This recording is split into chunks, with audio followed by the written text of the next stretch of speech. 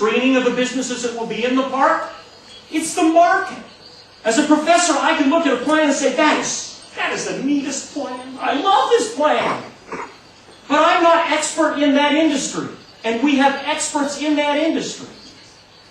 In the Irish Angel, I don't care what industry you're in. I had a young man come to me and say, I want to start a sheep ranch in Montana.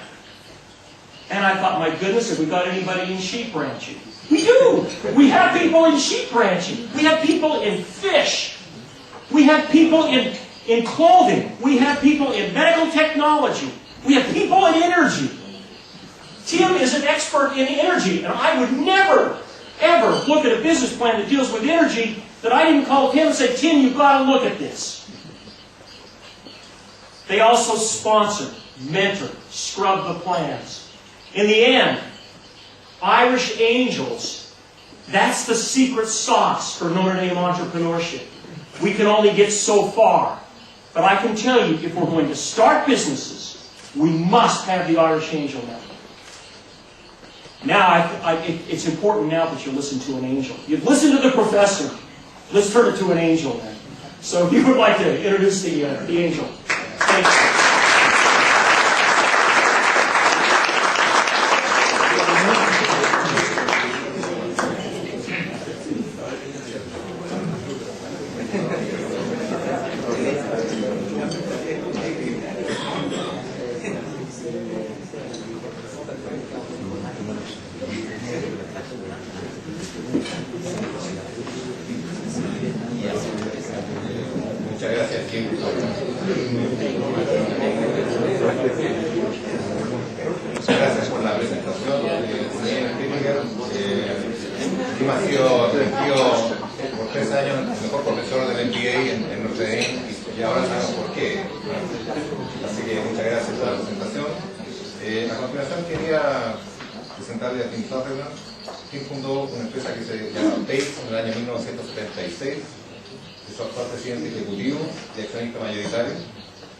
La empresa tiene oficinas en varios países del mundo y entrega servicios globales de asesoría y consultoría en temas de energía y en gestión de activos. Tiene un MBA de Stern School de la Universidad de Nueva York, es miembro del cuerpo consejero de Mendoza School of Business de la Universidad de UCD. También es miembro del Trustee Committee de dicha universidad en el tema de desarrollo de capital. Y él nos va a hablar hoy día sobre esta receta secreta. ¿Cómo funciona? ¿Cómo hacen en Notre Dame para que esto funcione y aporte valor? Sí.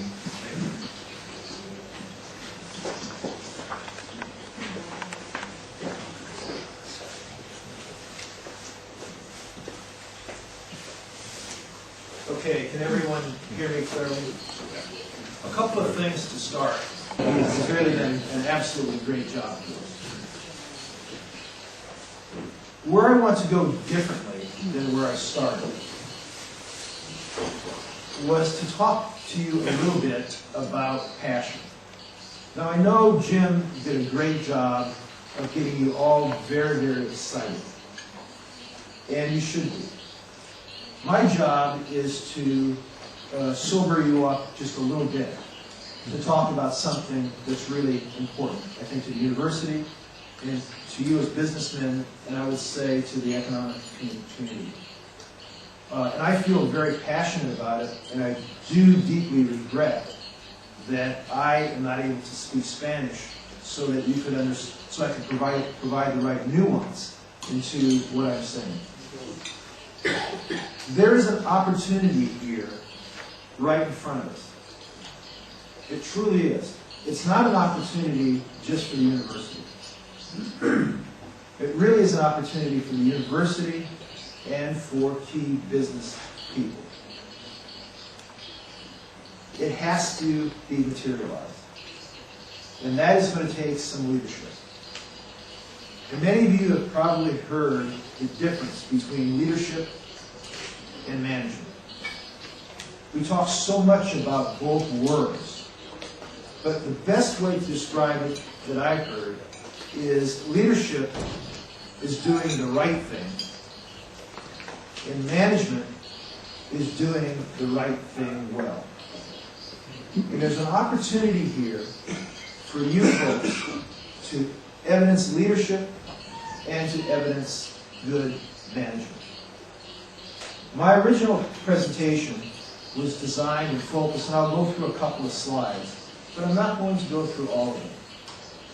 My original focus was to talk about the things that I see that are important in this kind of partnership between the university and the investor community and why we do this.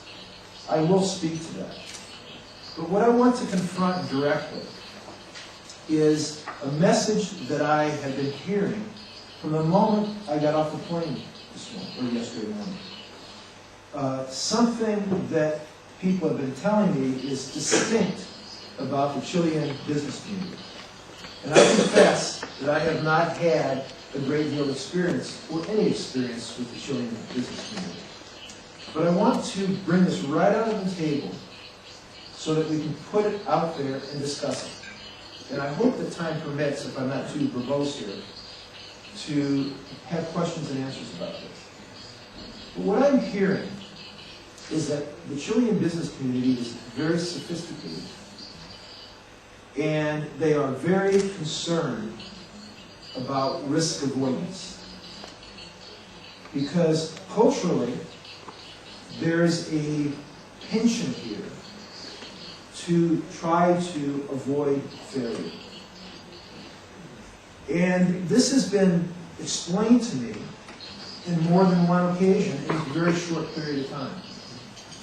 And what I'd like to do at the start is disabuse you of the notion that that somehow is a Chilean feature. Okay? I don't know of anyone who likes failure. Okay? I've experienced a lot of it myself, and I don't like it. Okay? And what I want to share with you in this concept of the Irish angel is really a tool to do that. I think those of you who are business people will recognize that there are two things you can do. You can try to avoid risk, or you can try to manage risk. And I'm going to tell you as a businessman now for longer than I will confess to, that anybody who tries to avoid risk will fail. You'll diminish your portfolio. The goal is to manage risk. And interestingly enough, the management of risk has the end result of avoiding risk. Okay? So, too often in times, we have portfolios that we try to manage, and we keep them close to our vest. Particularly, and I do business all over the world, and a lot of resource business, particularly with whether it's an oligarch or whether it's a multi-billionaire, people who are in the natural resource business have either created a lot of wealth from that, and they've done it because the cycle of the resource goes up and down, and they see the real cycle going up and they're really happy, but when the cycle goes down, they're really nervous. And when the cycle is up, it's hard to talk to those people. When the cycle is down, they listen to everything that you say. And in the end, what they're looking for is some sort of model that allows that return to be levelized. Because there's nobody in the world smart enough to only capture the peaks. And so I'm going to suggest to you that as an Irish angel, or an angel in this case, you have a vehicle as you try and step into this to manage that risk. Because as Jim pointed out, every time there's a plan that goes forward, you're not only speaking to people who know something deeply about a sector, but you get the benefit of input from a lot of people. And so as I go through this, if you decide that you don't want to move forward with it, I would hope that you would not move forward with it because of your concern about risk. That would be the wrong reason to not be excited about this. There is an opportunity sitting right in front of you. It's an opportunity for the university to differentiate itself in a very, very unique way. And you as private businessmen may say, why do I care about that? I mean, obviously you're here, so you have some affiliation with the university. There is a reason you care about that. Because to the extent that you can augment the value of this platform can feed you, and you can feed the platform. Does that make sense to you so far? Are you understanding what I'm saying? I'm going to take just a few moments to go over a slide from the university's point of view, okay, primarily.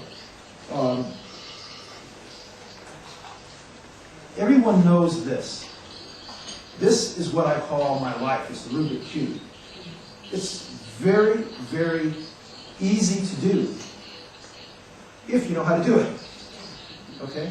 Once you know how to do it, you can repeat it. The first time you try it, it's very, very hard.